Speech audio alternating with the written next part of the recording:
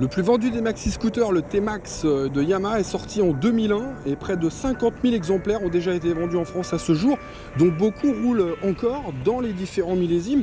Le nôtre date de 2008 avec 80 000 km au compteur. Il a été entretenu chez plusieurs concessionnaires Yamaha avec des coûts très différents, mais il est également possible de faire entretenir son scooter chez des spécialistes de l'entretien de roues comme Doug Bikers. Et pour en savoir plus, direction le centre Doug Bikers du 15e arrondissement où nous rejoignons Mathieu. Salut Mathieu. Salut Eric. Ça va?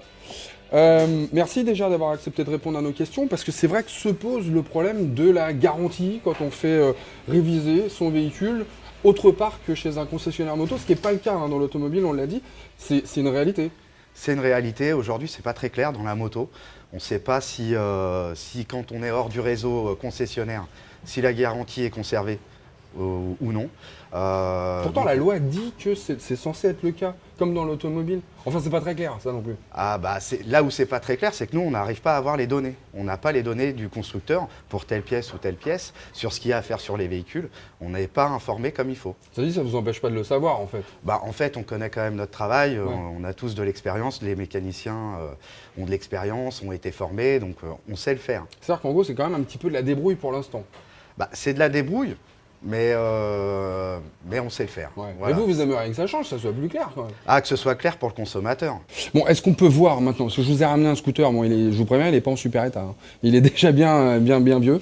On peut voir ce que ça donne concrètement et puis aller vérifier ensemble que tout se passe dans les règles de l'art. Pas de souci, Jonathan va venir. Très bien. suivre le Donc, scooter. on rejoint Jonathan pour voir ensemble vraiment comment ça se passe une fois qu'on est sur le pont. Ok, donc voici véhicule. Première chose à regarder. Donc on va faire les éléments de sécurité. Donc tout ce qui va être pneus, freins. Ok. Donc on va commencer par l'arrière. Plaquette arrière, on est ok. Ok. Donc l'avant, vous avez le témoin d'usure qui est quand même bien assez profond encore. Ah, sur le pneu à l'arrière là. Ouais, Ah donc on va sur un très bon état. D'accord. Ensuite l'avant. Voir les plaquettes avant qui sont en très bon état aussi. D'accord. Ainsi que le pneu avant. Ensuite, ce qui est de l'aspect général. Au niveau carrosserie, on a des petites égratignures. Ah, il y a eu de la petite glissade quoi. Ouais, ça va, après ça reste correct. L'échappement, il y a la grille qui a touché. Ouais. Vous avez un léger défaut sur la plaque d'immatriculation. D'accord. Et Avec- ça, vous le regardez à chaque fois, ça fait partie des choses qui... Tout à fait. Ouais. C'est important. C'est pourquoi? Pour une question de sécurité ou c'est pour éviter après qu'on vous dise que vous l'avez abîmé vous ou Déjà question de sécurité et puis y compris au niveau des forces de l'ordre. Si vous vous faites arrêter Ouais. sur un contrôle simple, vous pouvez avoir D'accord. être verbalisé suite à un défaut de plaque, tout simplement. D'accord. Et ça rentre dans vos compétences finalement. Enfin, Tout à fait. C'est inclus dans le forfait. Hein. C'est le petit plus. Ensuite les rétros, je m'assure d'une bonne fixation, léger frottement, c'est pas très grave. Ok. Bah écoutez, ce scooter me semble très correct. Bon bah je vous laisse faire. Faut le rentrer. Je vais vous ouvrir la porte quand même. Allez, merci.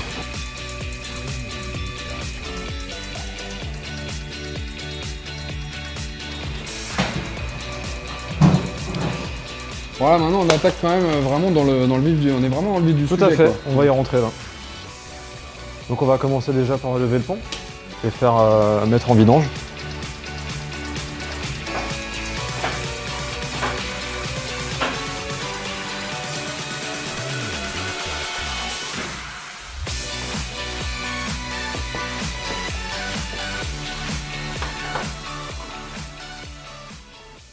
On va faire attention de ne pas en mettre à côté quand même. Et l'huile on la récupère après. Elle est Tout à recyclée, fait. c'est ça, hein. On a un bac de vidange qui est situé dans la cave. On n'a plus qu'à attendre. On va faire le filtre à huile en même temps.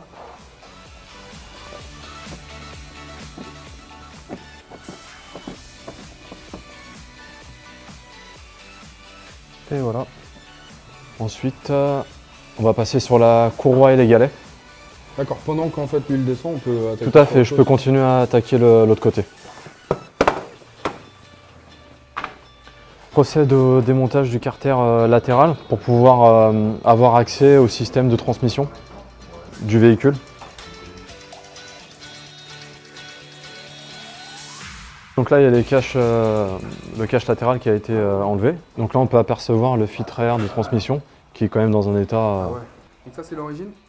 Tout à fait. Ça, c'est Donc celui origine que vous- constructeur. Donc là, on peut comparer à l'adaptable. Il n'y a pas de différence. Non, c'est sûr. On est sur une qualité de produit vraiment idem. Ensuite, on va intervenir au niveau du filtre à air. Donc le deuxième. Et voici. Qui n'est pas très propre aussi. Donc là, on procède à l'installation du nouveau filtre à air. Hop.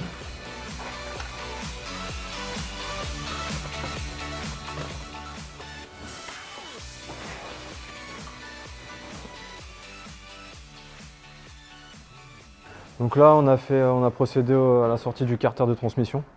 Donc là, on peut apercevoir le système de transmission avec la courroie, ainsi que la courroie, le variateur, le correcteur là, qui se trouve derrière. Donc là, on va pouvoir apercevoir les galets. Et ce cas, c'est que là, ça a l'air d'être relativement propre quand même. Bah, tout à fait, on peut apercevoir que les galets sont quand même en bon état. Donc c'est un scooter qui a été entretenu récemment. On regarde quand même la courroie. Tout à fait, on va aller jeter un œil.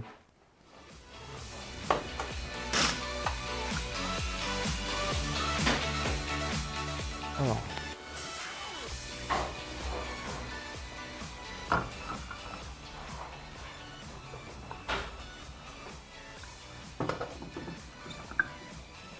Donc là, on peut apercevoir que la courroie, on Elle est est propre. aussi... Et surtout, moi, ce que je remarque, c'est qu'effectivement, ça a été révisé chez le constructeur parce qu'il y a la marque du Tout à fait, Maxi Scooter. la marque du constructeur est indiquée sur la courroie. Donc là, elle est propre, on n'a pas besoin de la changer. Ah non, c'est pas nécessaire. Dans ce cas, on ne change pas. Ok. Et on peut vérifier par rapport à une courroie que vous installez en général ce que ça donne, s'il y a une Tout à fait, différence. on va faire une comparaison. Voilà. Donc ça, c'est celle que vous mettriez normalement sur Tout à fait. Ok. Et alors, la Donc c'est différence modèle adaptable. La différence, il Ouais. va avoir les inscriptions. Donc Ouais. là, on va avoir le constructeur qui est indiqué.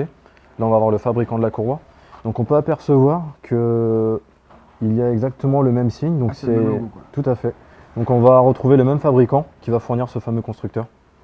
D'accord.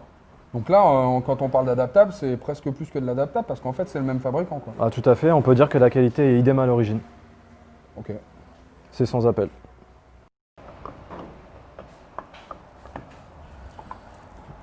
Donc voilà, tout est en place.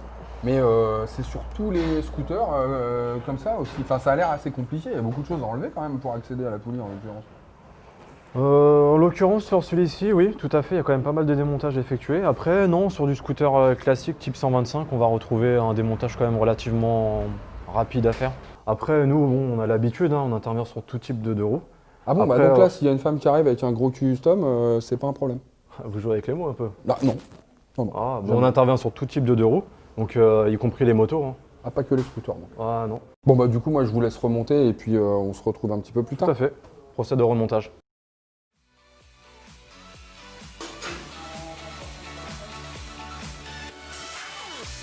Ok, c'est bon pour moi, Mathieu. Tout s'est bien passé sur le Très bien.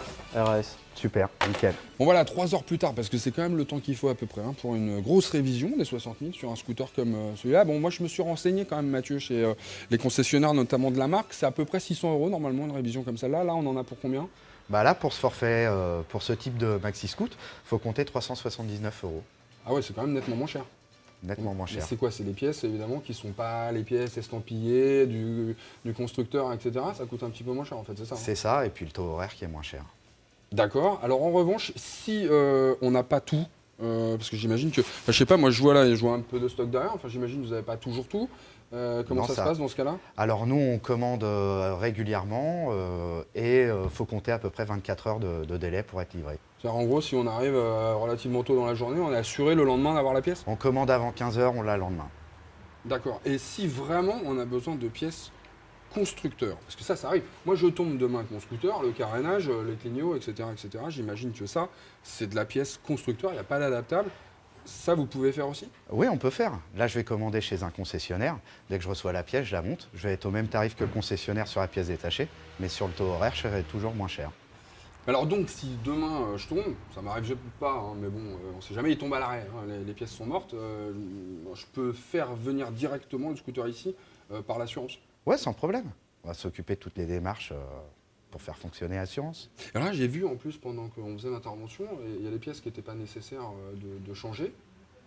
Ça arrive souvent, ça, que vous disiez, bon non, finalement, on la change pas? Ah bah ça arrive, oui ça arrive quand un client achète un véhicule d'occasion, qu'il n'a pas le suivi avec les factures d'entretien. Nous on va quand même essayer de contrôler le scooter, donc on part sur une grosse révision. Si on démonte et on voit que c'est en bon état, on remonte et on passe à un forfait inférieur. Merci beaucoup, Mathieu. Je t'en prie. C'est gentil. Et puis si vous voulez qu'on refasse d'autres enquêtes de ce type, où on va un petit peu chercher en profondeur les réponses à des questions qu'on peut tous se poser à un moment donné, surtout n'hésitez pas. Vous mettez dans les petits commentaires en dessous de la vidéo, et puis on essaiera de trouver les réponses aux questions que vous vous posez en général sur motorlive.tv, bien sûr. Mais ça a l'air plus simple que ça. Moi, je comprends maintenant pourquoi ça dure 3 heures. Enfin, il y a vraiment beaucoup de choses à enlever quand même pour y accéder. Hein. Tout à fait. Elle était bien cette réponse. J'ai pas Ah, je suivi. l'attendais celle-là.